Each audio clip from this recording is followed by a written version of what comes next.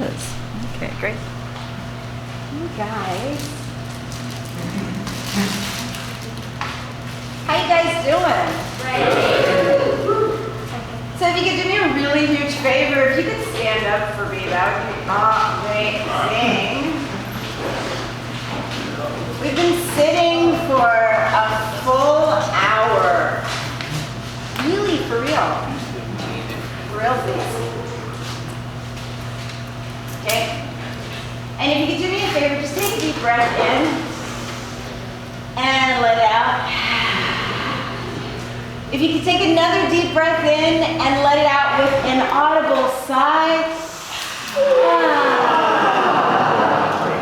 I know we're at the end, you can sit. Great. So, you get the feeling that this is going to be the type of like vibe that my grant is going to be giving Broward County. You are absolutely right. My name is Narissa Street. I am a lead storyteller and a very grateful grantee. Can we give it up for the Community Foundation of Broward? Yeah!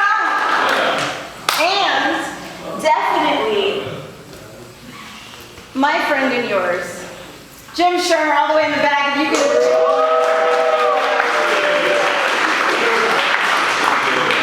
Who is, I think I've known Jim for like several decades, I feel.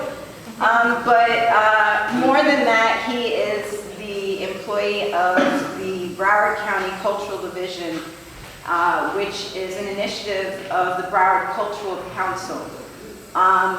Their lead in developing this artist and innovation grant. I've been in Broward County for 25 years, I think.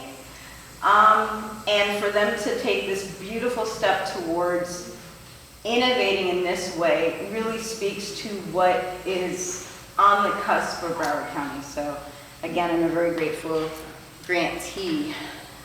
So my project is Building Black Utopias, experiencing stories of Black joy during the 3rd Annual Juneteenth for Joy Festival.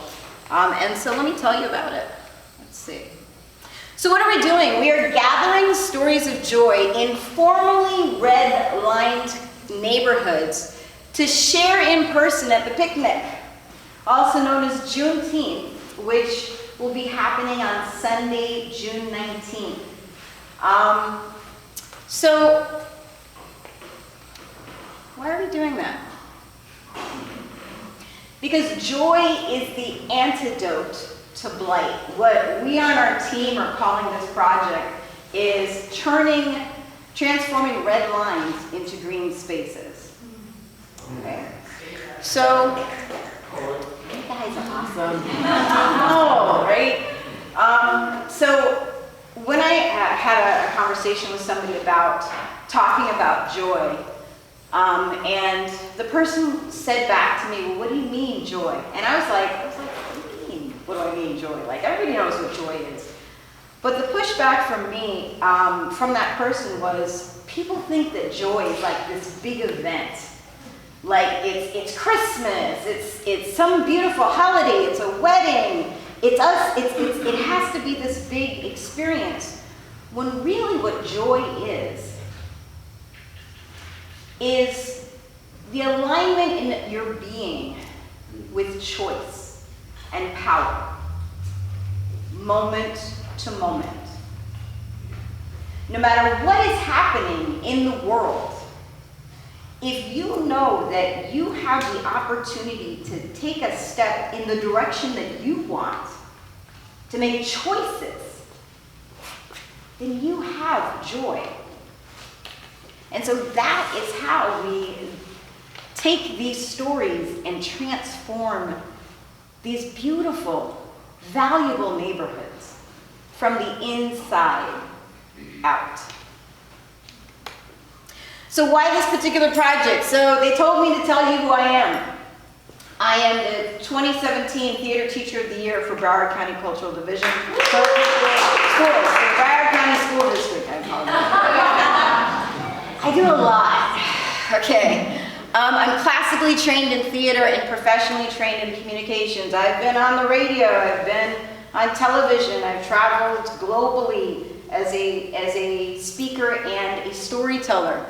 But I also have advanced training in the world's largest, most effective, evidence-based program for healing population-wide psychological trauma and stress.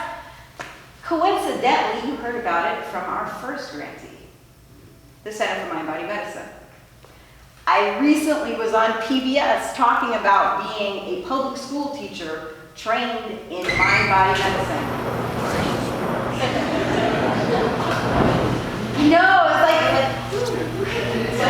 That works. So one of the things that is amazing about getting that training is understanding intuitively some of the healing practices that indigenous people, and people of the global majority are indigenous people, the healing practices that we have, oral storytelling, is scientifically proven to help change the body physiologically. It's called autogenics. And I'm happy to send any kind of, when I say Harvard studies on this training, they are currently in Ukraine helping the refugees. They go to Gaza, they've been to New Orleans. They are working with the Capitol Police who have experienced all kinds of levels of trauma after the January 6th insurrection. They are well vetted. And what they talked about is that the speaking things intentionally, there's a practice called autogenics, and it clicked for me as a storyteller. Martin Luther King's "I Have a Dream" speech is a practice of autogenics. It was speaking something to a group of people and igniting their imagination so that they expanded a sense of possibility for themselves. And in doing so, changed the landscape of our country. Oral storytelling is key to my resilience, and yours too.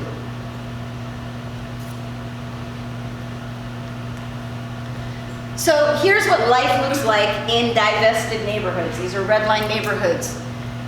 There's a big experience of stress. The heart rate increases, blood flows to major organs, digestive system slows down. All of these horrible things that are happening, and what that ends up doing, stress. All of us are experiencing stress right now. Prolonged stress contributes in a significant way to every major medical condition, including heart disease, diabetes, cancer, infections, pain, anxiety, depression, PSD, and early death. And here's the thing. That is the pattern in impoverished neighborhoods. That is the pattern of life in redlined, formerly, communities. It's still there.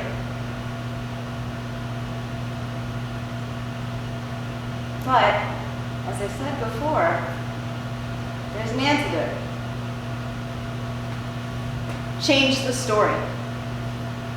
Something I noticed that was amazing about everybody who was given this grant. Kathleen talked about impact, Marielle talked about beauty, Appia talked about history, John talked about design. All of us are retelling stories in a way that's going to change Broward County.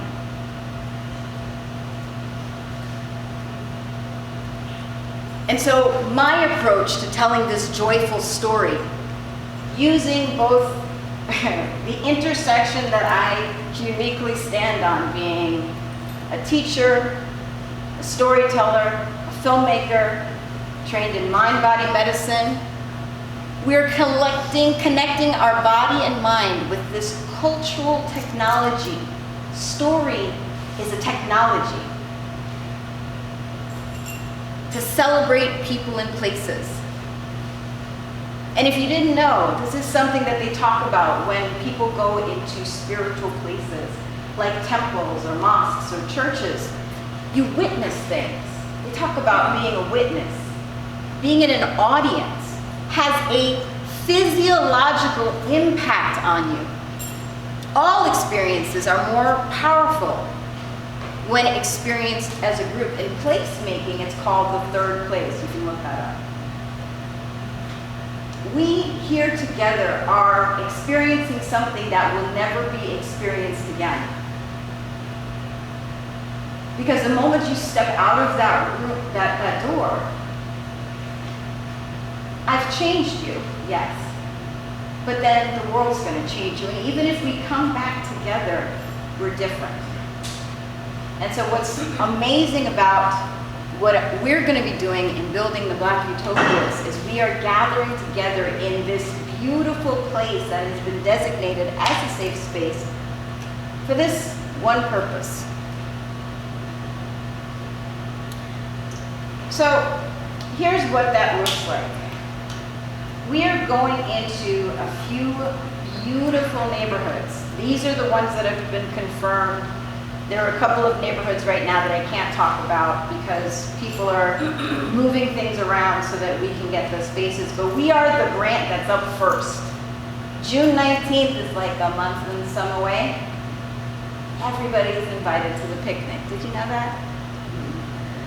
So we have fiscal sponsorship. The contract is out. I cannot tell you who it's with yet, but we're doing that because the seed grant from the Community Foundation of Broward and the Broward Cultural Division, although beautiful, will not completely fund the project. But it started us off really well. We have up first a Sistrunk story gathering. So we are really close to Sistrunk. In fact, if you walk right there, that's 6th Street, that's Sistrunk Boulevard.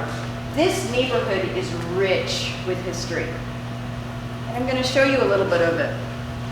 But what we're doing is we're going into a place called Destination Sistrunk, and we will be asking people in the neighborhood to tell us their joyful story. What do you value? What are the games that you love to play? What are the family rituals that you remember? What's the business that's your favorite in this community? What's your favorite memory? What do you hope for the future? Having access to those stories from your neighbors, you think you're alone in wanting and needing these things to change, but when you see somebody who looks like you thinking the same thing, you're a witness. And there's power in being this witness. We will present these stories at the 3rd Annual Juneteenth for Joy on the Von D. Meisel, Eula Johnson State Park Beach. This is our 2nd year there, this Juneteenth for Joy. The park manager loves us because we always come in, we're always happy. We're a happy group of people. We clean the beach before we leave. We always leave them flowers and stuff. They just love us. And we'll be presenting the stories as a group back to the people in a place that was specifically designated as a safe space. As was mentioned earlier, drowning with this community is at a high level, but this beach was set aside as a safe space. And so our hidden agenda is bringing all of these neighborhoods back to the place that is for us. And last, something that just happened, which is amazing, and I'm glad I was able to put into this presentation. The stories will now be archived. at the African American Research Library and Cultural. We're creating a special collection, and it'll include this stuff. So as mentioned before, a QR code, go ahead and scan one of these. This is Liberia, which is a historic Black community in Hollywood. This is Sistrunk. If you want to find out something that's happening, scan the code with your, for those of you who are like, what is she talking about? Take yourself on. When you go on your camera, you click camera, and if you look, there's this little code that kind of looks like a little person like this. That little code, you click on it, you have a little box that pops up, you scan this. If you don't want to do all of that, these are actual websites. This right here is a tiny clip. I can't show you everything. This right here is a tiny clip of Lorraine Mizell, recognize the name? Showing us her family quilt. This one right here is a local historian. His name is Annual Juneteenth. He's one of our archivists. And he is based in Liberia. He's asking his community to give their stories to us. And when they visit JuneteenthForJoy.com, it gives them all of the information. How to register for the event, how to share their stories. And they'll know that the stories will be safe. Because that's key. I own my story.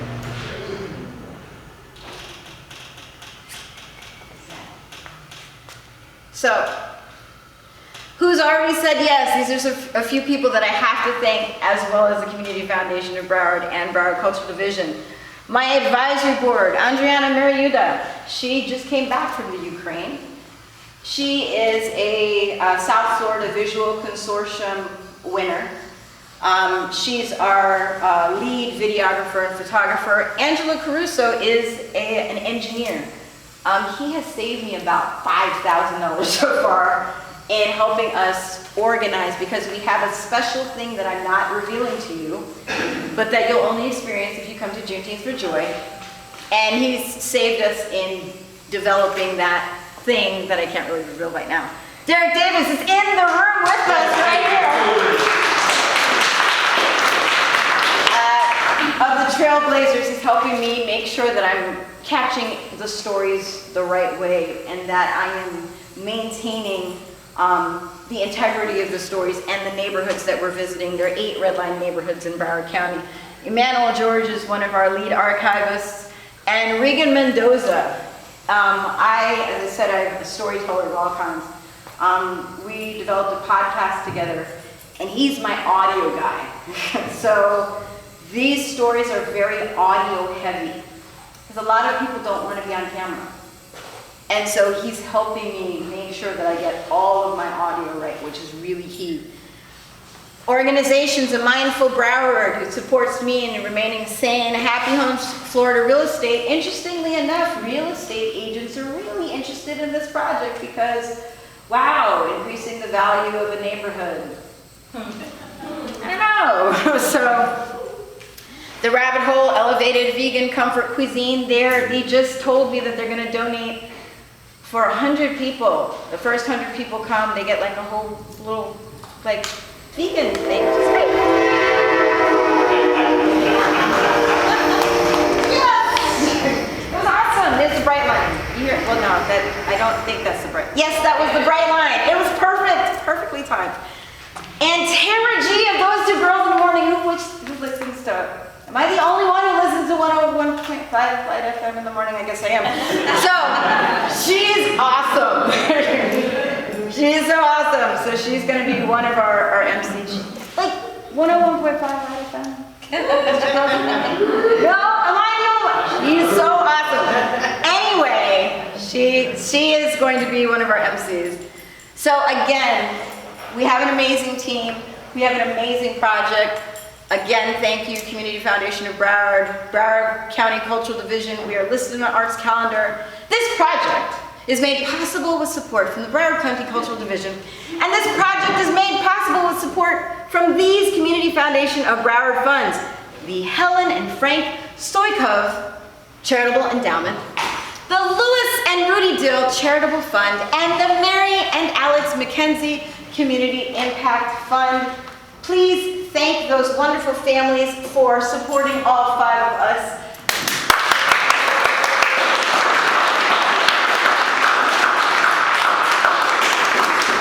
Last but not least, the thing that I'd like to leave you with. Your joy will heal us all. Amen. Thank you so much for your time. If you want to help support us, come to me, please. Thank you.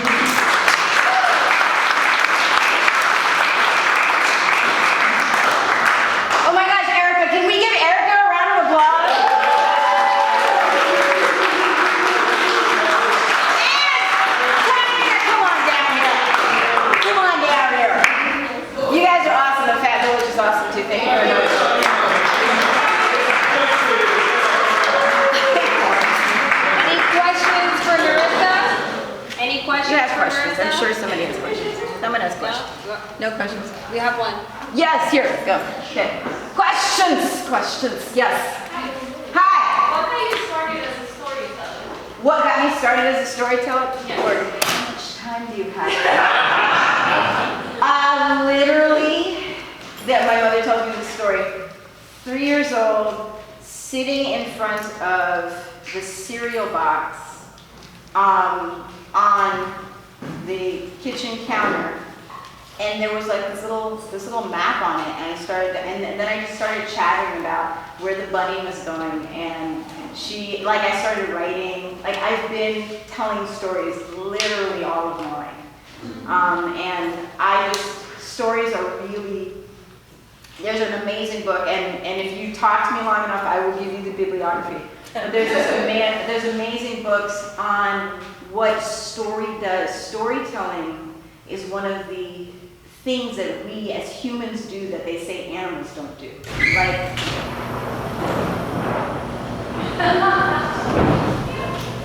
so animals just are in the present, but storytelling about our history, like we make meaning out of things. Story is what we use to make meaning out of what can feel like something meaningless. And my brain is just wired for it. Like, I've told a story in my mind about all of you right now. And they're good stories, don't worry. Right? But it's something about the ability to shift people's possibility by helping them reframe something that they are just completely sure is the truth. And if you just, have you considered looking at it from this place? I can hold so many possibilities at the same time, which is what gives me this light. I want to give it to others. And that's what theater, that's what film, that's what radio, television, we have it at our disposal. And it's being used as a teacher. I can't tell you enough about how you need to get these kids off these phones. It's being used, imagination's being used to kill us. And I want to do something different. Any other questions for Marissa? One back there, yeah. Hi. Well, first of all, I have to negate that, because if you ever watch Meerkat Manor, it was a whole soap opera. The Meerkats had real problems, and that show it was a lot. It was a lot. I call it a lie. Right. So I'm gonna have to say, animals do each other stories because of Meerkat Manor. That's one. Number two, the performances that will take place. Are they going to come from the people that are submitting stories? So you're taking their actual stories and then creating performances from their stories? So that's probably what is the juiciest for me. So we're taking the story. Are you familiar with Anna DeVere Smith? Okay, so quick. Anna DeVere Smith, you can look her up at some point. She has this really famous one-woman show called Fires in the Mirror. And basically what she does is she goes into a community, interviews everybody, and then creates characters out of their stories. And it is so powerful. And then she does it as a woman. Like I don't have the one woman show in me yet. I need a director. Are you saying something, girls? Is that what you're saying?